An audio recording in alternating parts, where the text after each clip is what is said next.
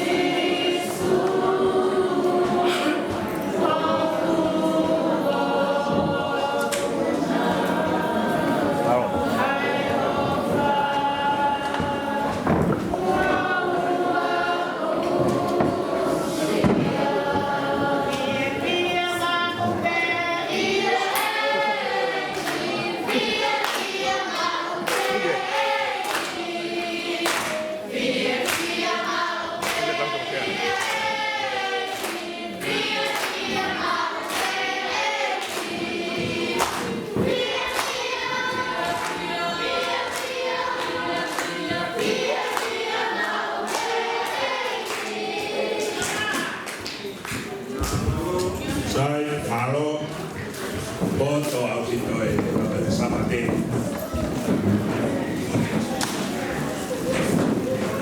Sai tau kamata, se tuata mau.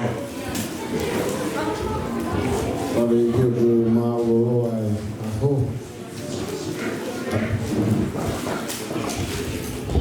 Por pergunta que mo kuja tara lo. Dua maaf, dua manakan, dua lebih, dua Akoako untuk saya. Kita pilih mau katoa itu Heamoni. Menurut orang ini atau menurut orang orang mau bukan Faifekau atau Taliatli. Kalau kita fokus, kalau kita nak komunikasi. Tapi dia kau ikhlasnya, ada sesuatu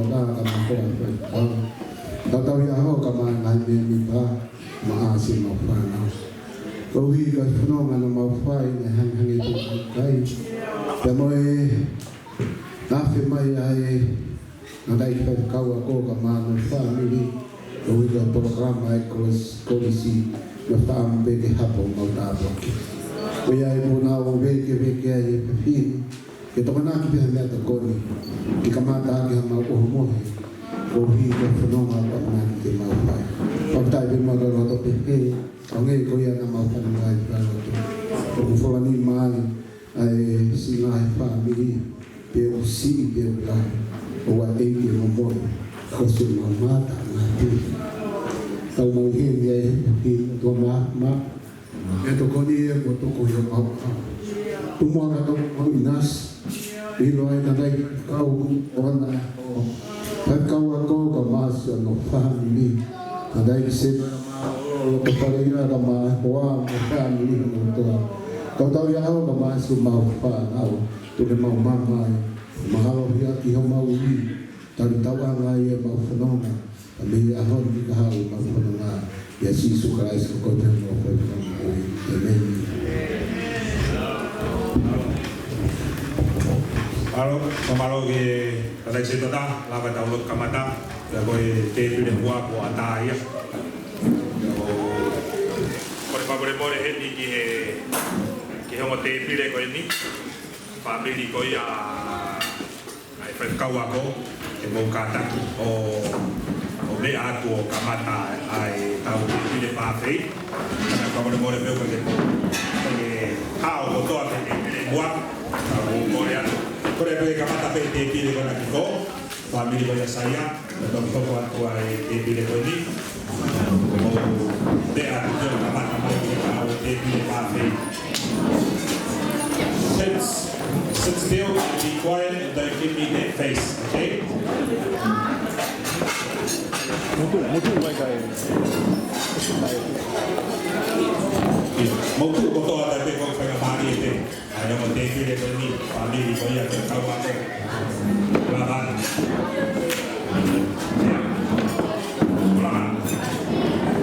pulang apa yang kau pilih?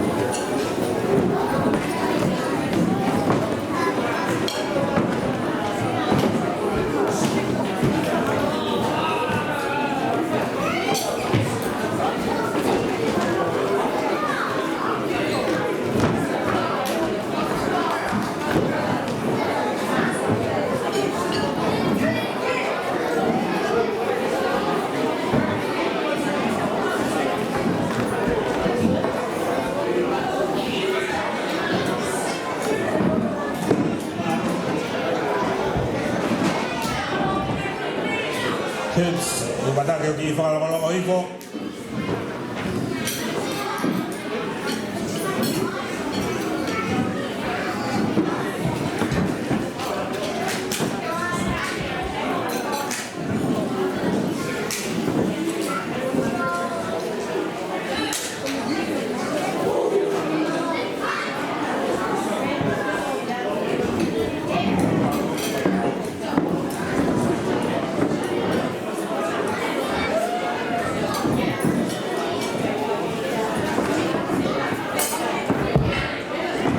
Korea ke te pile koe nā laina. Te pile laina mo e whanau koe nai. Mo kata ki hoko mai e me whamore more. Mo sio at beo ku kaine mo fuwhia kaia mo tōlu.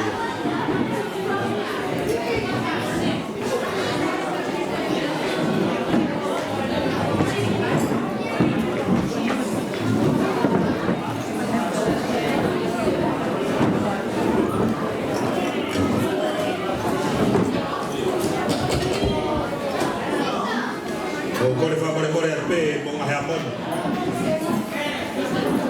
Mo kātaki, o kulahi au pito e te uia. Lau e mahalo i wangi au whanoa mo i kulo i te awa noa pito i pito. Au whakahela mau peta i kirina e mau e tau lea toko ni whamore more. O tō whawheunga peka e vame e tau alu, a mo vilo mai taka iua tonu wha. Kakakega tō e whoi. Kai te iwe mau e kau i haua ilo i e tau tonu. Au whamu peke tō whawheu ma peke ratakai ka e tō e tau ngau e tau laine. Ka mouto ki takai mai ua tolu wha. Kore ake tau ngau e koe te pide mo katako ki tokanga mai ki tau laine ki ngau e whakore mori. Alo tā maki ahoni, koe e whaama ke tau whoroa.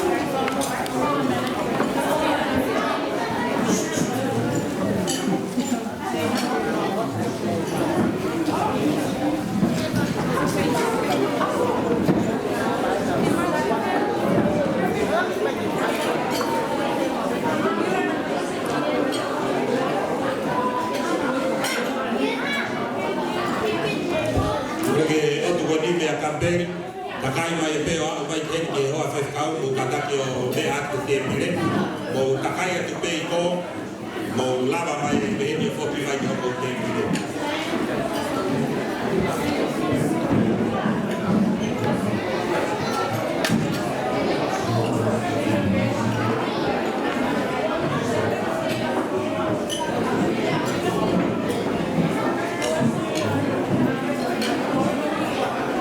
Girls at the buffet table, can we make sure the kids are moving, please?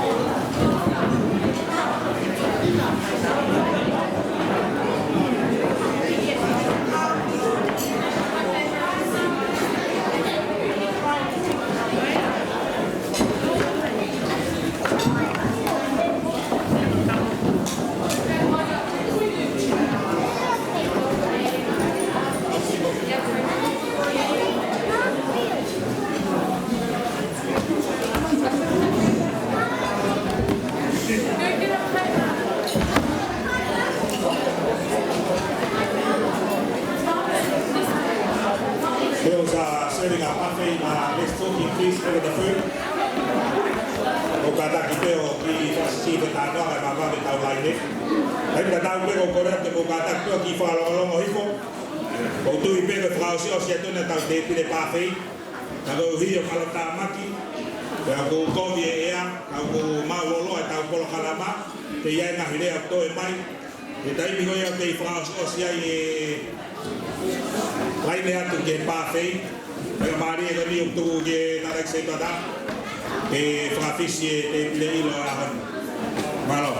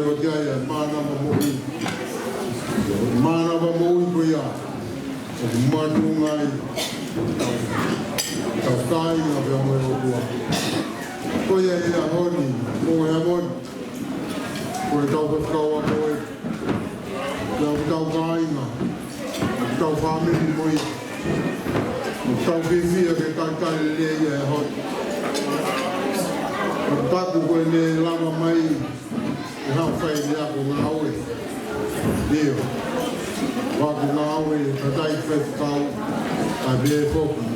E ako ngawe, lea ki tau tolu. A Siasi o Mounga Heamoni. E watafu. Isi ako me bea e taranoa. E hoa mkai te o mai. Kau Faifekau a kua ia ki he. E hui, e he o tangata whaingata. E mau Faifekau. Ka o mono ia saia. O me lava mai. O tua bere me o kua na o kui te au ia kai kurapi. Pai le le bea e whakaunga. Pai le tauni, pai le rino mo na kua saia. E kua na ngā lesa. Pai le te e me o maulau maani o tatu. O mau pēti e ka kai e saia. Ia re be ke se si, na o pētia. Nura mea tokoni ko ngā mea hoi. Kau se tātua te me kātai. Ka nai te kau. Kai ngā tai ka pēko, ka ngā ki whāmiri. Kai ngā tai ku te lawa mai mo ma kōma whāmiri. Mai a saia. Koe o taka. Mori mori. Ko whoki a te pēki. Ka kari. Mai pēre. Ka nai ki Faifekau a kōma i whāmiri. Ki mau. Mata whakanga whito ki ai. E hiri, e kai kone ngā mongi peo ako mo Faifekau. Te mau kokoni peki ai. E whai hiri a mea te mau wana la. O ia e whiwhia e te mau tolu. E taitali lei ko toa ki mau tolu ma whamiri ko toa peo saia. E mo mea mai a hoi. E pau ko mau whiwhia ki mau tolu. E whiwhia i ki mau tolu. O e o whia i ki saia. Pau ko whiwhia mo ki mau tolu. E whia i a toa. Whakatoku ki tau tolu. Ko i ko mai. Ki ngā oe, pai. E whinga, tau koha koe ni. E whokaratu, e kore taki na mo ui. E hoka ko Faifekau. E ui ngā Siasi. Ka moe. Ko ia e whiwhia e kai lei. Saia na manu whamiri. E whamiri no katoa. Ko arosi e ki pāua a. Ko mālo rai atu ngā kalase au ko toa. E whakoa. E Taliatli, te ui i kaha nai whai, e karikari e Faifekau a koe. Ko wakai e te pē o mou kei kufonga mai pē, e tāri e mai whakaria katoa. Ko ia e whamaro whai awa me pē ki o tua, e tāpē kita ki motoro, e a whai ni ma kres, whakatato e nā whakaria te wani e kaha. Ia koia mo Heamoni, e tau Faifekau a koe ni koe hei. Mo o whai, o whano mari, o whai whanau, tangata tare ni pia e, o kuia i reku ki pot, o kenu mai a mo tau ngā oe, o wao mai tau ngā oe prison, e tika ki ai na tau mea rea ki ai, koe tangata ai. A tau o whano mari e putu ngai tau wos, e ki whanau e, e nau kau atu ki ai. O i whawhine, si roa e ni o Faifekau a ko mo oro rere ke kau atu yo mo motu ngā oe mo tani rere e o ia e dire amba o maro o more o tanto o i kai mau hame Faifekau mo se tuata i te ilo ai o mo koha koe na mi whamiri o more i mau tau ke mea i te o mau mohu pei motu vai me he tahi me he Maro veke maro na e ka mi o tengi e whakatata te ngā whakaunga. E ki o whalaia ka motor, e ki kai tau ia hau, ki tāsi a hau. E ki o mata he nā roa, e wira maraka tautaua. Maro.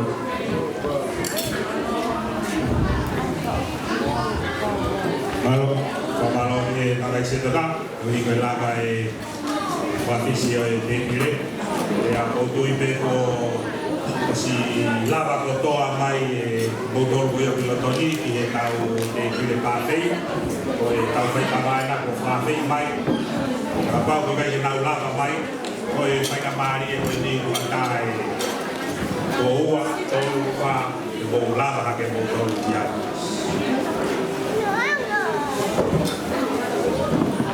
Malo o e maari e koe ni ki e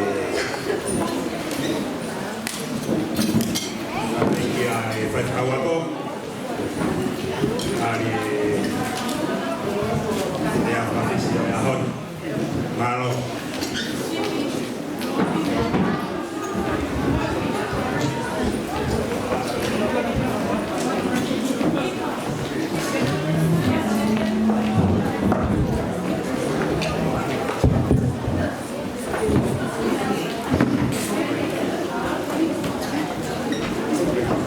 Porque afio ai o mafia o Tonga.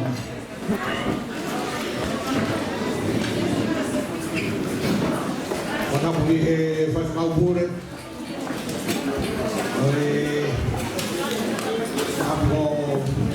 Mounga Heamoni. Ora porque pana mau Hawaii. Kau tengah tai. Kau sini. Saya piko Mounga Heamoni.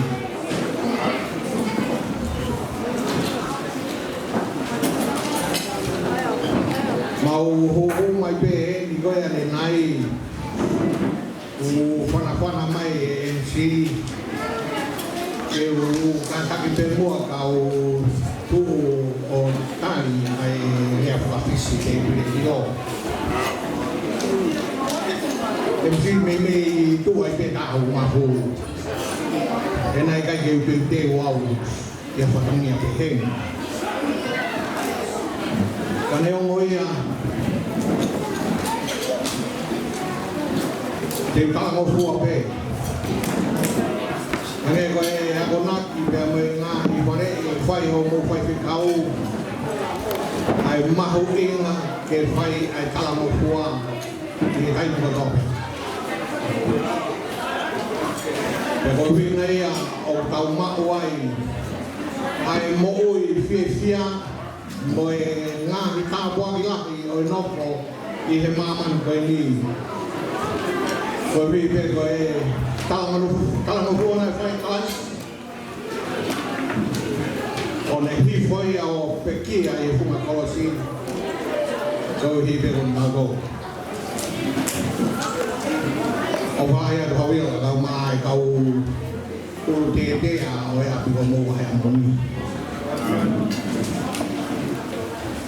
wa vi mau wa fe mai e mau muy mai ko vi ko e malanga e wiki ko na fai be o maki telefoni be moia pe a ko ne fo hiki mai en ke ha o fa ha ko ngau I he ai Faifekau pure ka ma ki motor ai Siasi pe kalange ki ai o sai be tau maulon ki Mounga Heamoni o ki moko ane a Mounga Heamoni ki malolo pare ai hon e sai be ai wofi be ai ka ke parem Neo mo we pe ngai me o Faifekau ngai po Siasi ka o faka fia ke vai ha fono ma ke Mounga ke tala mai koe e vai kamata he ahoni ke mau fia ke mau do Faifekau ke mau o mai o muy mai e koe ke mau lawe I he moko mo ha kau o Mounga Heamoni mau falahian ko nga do ai ko ka mai family tono do pe mau muy mai de moi fo ko ni Siasi lu wa do ai o hi ko ni de mo pu ai de mo fai ke ni ai ko ha ai ngau e ala to ko ni atu ai ki he tau ngau e he ku nga bakan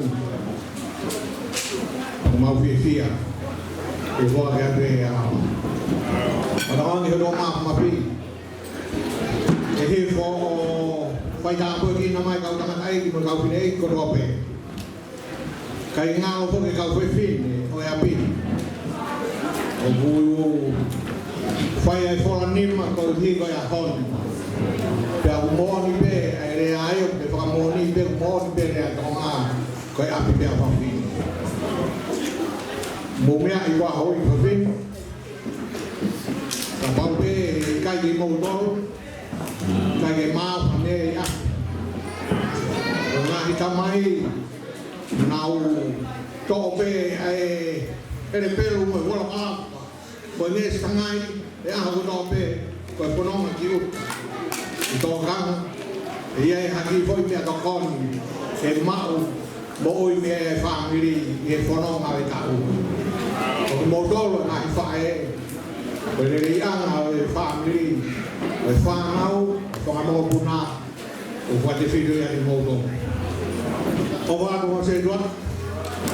Ka mai secretary Siasi ka be ke kau mawa kanga ko do pe ko be e api ko mo Heamoni. Tawang ya pe mo do ma. Aya na do fe lo ma. Ya ona mo to ri ki ma ko. Ko me ni ho ko ko kamata e fo mai. Pea koe mea e oko e wahe le waka ua rotu. Roto whare ia, Mounga Heamoni. Roto whare ia, Mounga Heamoni. Pea tau pehe ai pe tau tau, kata e hoa o whakau. Ka koe mea ia e hoko ki ai, ka kute e mea whai ai kwa kubiru. Ka koe wakai e mo tuan o renei e tau e roto aki pe me au whea ia. Tua wā.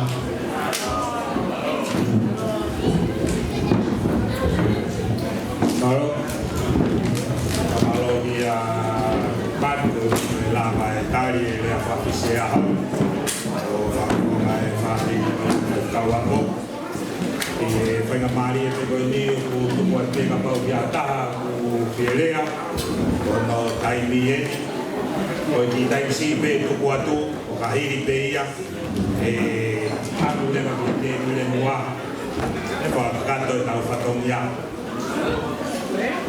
Ano befo ki taure pai talatutunia se tuata ya te ki herea moeni ai na mai ai Akoako na muy mai pe kai foki ya ange ka toto o mai ako manati e ui ko ya e palahame na tala be ka e palahame ke hiki ki he dan de frama opo ka to ai de family pe na hiki o kai ke la me ia ko ko ha u ka to e foki he a honi age ha na tu mai pe ta dai Faifekau ako o ri aki mai ki he ni ko fra hua pe ka ko fra ma fa na tu ai taimi ka ba we hiki ko to mai ki he ni ka re ba ke osi ai taimi e Faifekau ako pe mo to ki hiki atu ke pot na e fo o hui ki ai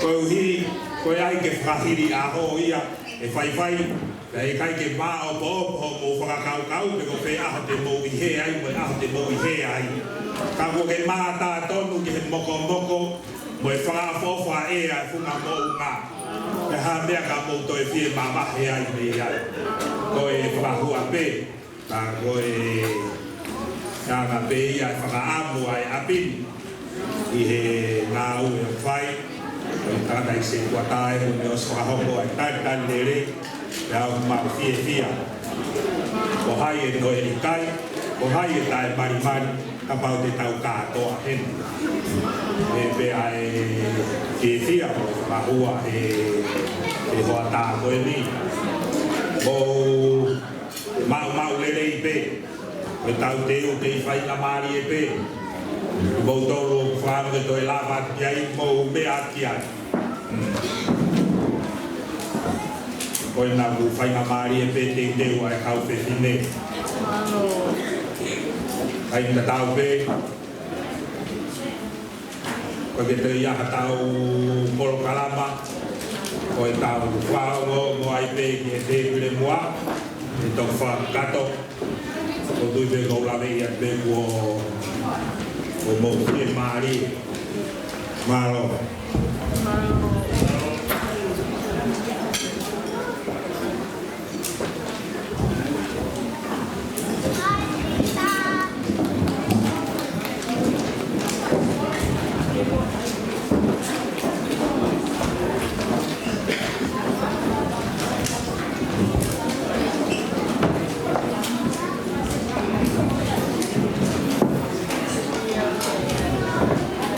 tu fatulovat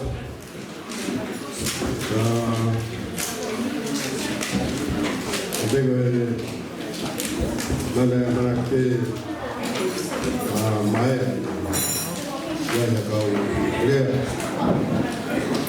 kau ni ke ya mai dia kata be ada ke masih Maria ni ya kau ya gay fitilah itu lawak Heamoni ni Sosaia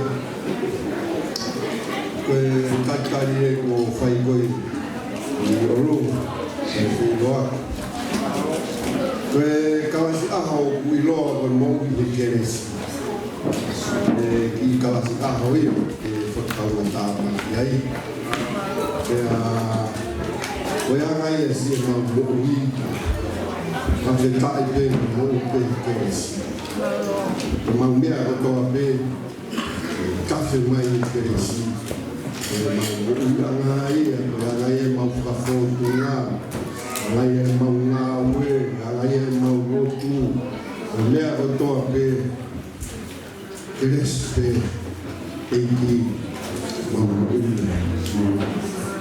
ko ya tantari de lei ko mo ui he keresi pe a bouti pe ko be la kasta ho ne Jadi lama mai kau dia ho ke fakaho buat kau dulu kau ni apa ni kau ho tantari begini kau Sosaia kau waktu Sosaia Naiata kau tantari begini kau dia lah kelas ho jadi kau pakai kau Siasi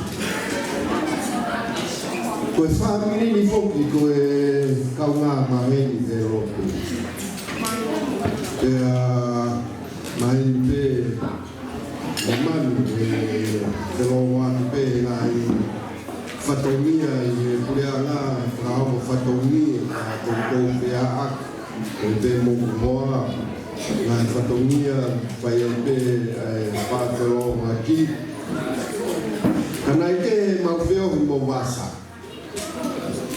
O vasa na e nofo angeia, pia siasi angeia, ki o mau I kai alotu I hala au pato. Pia whanonga angeia, keke wiloi koe hana e whiria ia, whiria ke awang ia I hala au vare, kai tuku I tunga la malonga, pia tuku mo I siasi pe, I mui pe, tua fai toka o tere kawa ua ngai ki Siasi ai na mana e ofi angeia kai whanonga angeia o korosi ke hala I fōa alo angeia o mauroka lota wasai a ongi mau kalasi la mana e maha ki a kalasi a o ke kai ke alo angeia mau kalasi a pa mau kalasi a o ke Ko se fine ma fana au bigo Faifekau. Se kaunanga ma fana. Me ako toa pe a hala o vave Siasi Australia. Misi nai tari ngā whatomia o toa pe no ki kaisi a ho. Tō nunga o kika kaunangana. Te nau praho o whatomia.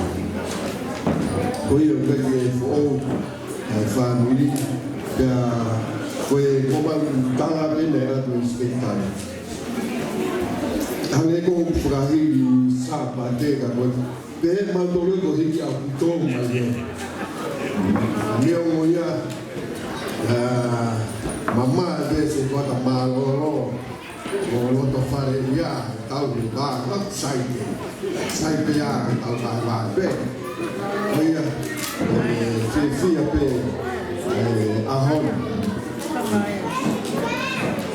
Koe ia o manako mau pe, koe ku lanto I mo pe, profora pe mai te kina ki kote profora.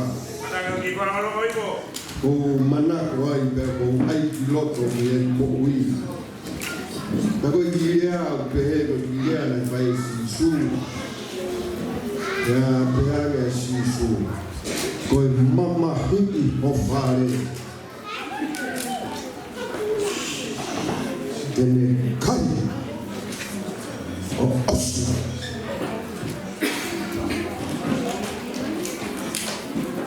ko mama hiki o fare tene kai osu tui be whainga la maari eia ke taupu te puka whaafoki o whaafoki ai ngahi kawei koula koe o ku pore ai e tonga te tarai no unanga koe whenga beni e whamana tuaka ka te muto kone mai kawai e koe rea koe mamahi i me tako tui koe rea ia koe tatau ia koe rea koe ne whai isi isu koe mamahi koe ka whahinga mea o mamahi peke au mamahi peke osina mari the total commitment nothing left it's all committed o duiga la mari eia ai hina ke isi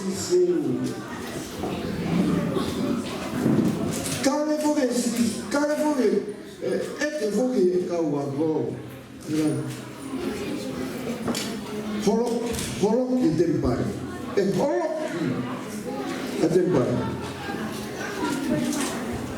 O se atolo, e toi lana. E hako lana, o se ni ka oi whango. Na e lana fu whare no tuoni e ka oi whango ngāo. Ka mai koe lana pe Akoako. O tūrega pore ia mai na moeni. Ke whaka no tau kotoa committed totally ave kei. Ki koe lau kia koe. Ako mo sido. Ako koe whailau lau. Papa koe whailau lau ke mate. Mara. Koe whailau lau ke mo ui. Koe ave mo ui. O koe ave o mate. Koe ave o mo ui. Un tokorahi e. Nini hia. Ave. Inu kawai he pauli o ahau e patoki hao komi. Ave fei. Osi ka mari he kua te kawa baia. Ake pehe angai taumea. Koe whailau rau ke mo ui. Pea ke kapi. Maeo. Ake. Tau whawhetaki e. Chai mau whawhalaia. Hāpiri. Mai. Whawhewhia tau whaloa. Mange pe ia. Laka pe me whare ki whare. O Mounga mai. Mange pe ia. Laka pe ia e loto whare ki e. E loto whare pe whamiri. Te apu. Whawhewhia. Kokaringoringo e. Merino mo e wheo whaki. Whai e maheni mo whai e whengaro e apa. Kia pehepe maawhana I whunga Mounga. Mounga ko Heamoni. I Taliatli rei. E Faifekau ako. Pea nai wha Aspe muka saya wha tā mea he mau I wheo I anga. I whakaloto lahi. pea ina e wha asi ai hono tare ni. Ka kōlawe I pia me lahi te mo I kina e Faifekau kuri. Ko kuri pia me lahi le te mo I kina. Pea I fōwhora mai tai asi. Pea koe ki utoka la ki ai Faifekau. Te ria na aku mana mahe. Ko kuri ia taua tāina e me ngā wea. O kai koe le Faifekau wani ala kai Faifekau ako mo si tuku ane free country. Koe ana ia e le whonga ngā. Kai ke, o wilo mea o lahe ngai whakamea ke na paupe ke pehe anga e whakapua kuwaki. O tsai me tō mea o manu whai e whai a maari e o. A si koe marama o futo kolahu. Kai ke uhanu wau kai ke ulau ka hange koe ni tai o mai koe ha malanga pe ha uia he malanga o kai ke whaakamore o kai mea whakamatara o toki malanga e o se tau e pia o kai ke whaatehe au e kutaka koe te kua ko kukaka pia ko lau te fora whae malanga pa uko ki lau o kai ke koe whakamatara au ha mea tehe ha toi se te kuke ko kui ono maa lau e fora o me kau e ika pia malanga pia hitu ki lau kai ke ko kawa mo no ia ko mai he no to fare fa o lahi ke malanga pe ya wai ka pa be ni ko le sai ha de lulu ke ya mai o ta e ni ma ai as tai be go ke mana wa go sai ia pe a ku ni oi pe a si tai le go a honi de mo o la ya ma si o family o la ya de mo na tudo isso que tá com o maro apito falando Famalo pia kaurepa Koi koe whakoma mai ka sa aho moe keresi Koe a maari koe ni iai pia mo tau I aho heni Ka Akoako ku lato pere whaawa te tāmanu Pia ko tuku e whai a maari koe ni I a was Ka hiri ia pia taki nāsareti Pia utui te mahalo na ko tau la aia Ai ange whai a maari koe ni a sanuro was mahalo Ora que o fama está por você não pode. Porque calma para o ao esse. E para o mais novo. O fama bem. Ele a razão do bem pode ver a mais cá. O galama para que faça o isso é o a não para não mais Oi, vai ganhar da o lote cai. Matamos tu é mo abi. Na o é men ko lote cai. O aha que o cai lo abi lai. To vi to lo fazer cá. Porque estava o bufa para cau que aho koe puna pati mahalo ka aho pero tamo tuhe o tua pe ike mo ta kuwa se pusio ka to ke to na koe ta wai ma wai te ka to ke ka to pe ma ayo ma